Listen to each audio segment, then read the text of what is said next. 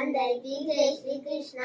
ఇప్పుడు మేము పాడబోయేది శ్రీమద్ భగవద్గీతలోని 12వ అధ్యాయం.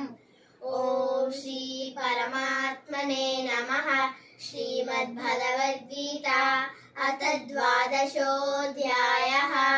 అర్జున ఉవాచ ఏవం సతతయుక్తాయే భక్తా స్వాం పర్యుపాసతే ఏ చాప్యక్షరమవ్యక్తం తేషాం కే యోగవిత్తమాః.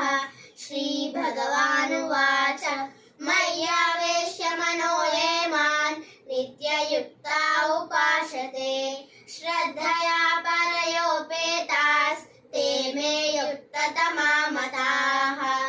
ఏ త్వక్షరమనిర్దేశ్యం అవ్యక్తం పర్యుపాసతే సర్వత్ర గమచింత్యం చ కూటస్థమచలం ధ్రువం.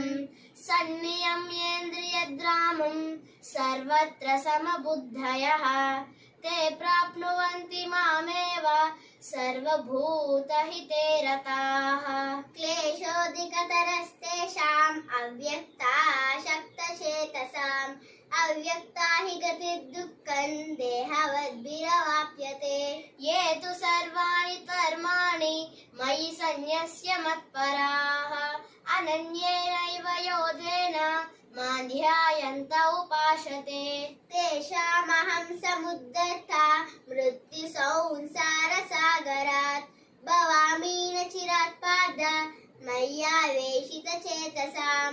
మయ్యేవ మన ఆదత్స్వ మయి బుద్ధిం నివేశయ నివసిష్యసి మయ్యేవ అత ఊర్ధ్వన్న సంశయః. అత చిత్తం సమాధాతుం న శక్నోషి మయి స్థిరం అభ్యాసయోగేన తతో మామిచ్ఛాప్తుం ధనంజయ. అభ్యాసేప్య సమర్థోసి మత్కర్మ పరమో భవ మదర్థమపి కర్మాణి కుర్వన్ సిద్ధిమవాప్స్యసి. అతైతదప్యసక్తోషి కర్తుం మద్యోగమాశ్రితః సర్వకర్మఫలత్యాగస్తతః కుర్యాదాత్మవాన్. శ్రేయో హి జ్ఞానమభ్యాసాత్ జ్ఞానాజ్ఞానౌ విశిష్యతే జ్ఞానాత్ కర్మఫలత్యాగస్త్యాగచ్ఛాంతిరనంతరం. అద్వేష్టా సర్వభూతానాం మైత్రః కరుణ ఏవ చ నిర్మమో నిరహంకారః సమదుఃఖసుఖక్షమీ సంతుష్టః సతతం యోగి యతాత్మా దృఢనిశ్చయః మయ్యర్పితమనో బుద్ధిర్ యో మద్భక్తః స మే ప్రియః.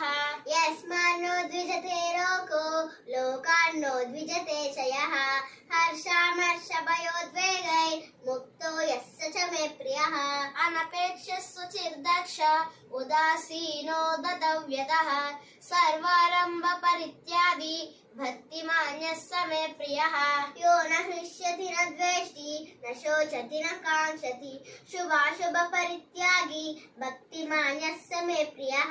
సమశత్రౌ చ మిత్రే చ తథా మానాపమానయోః శీతోష్ణసుఖదుఃఖేషు సమస్సంగ వివర్జితః.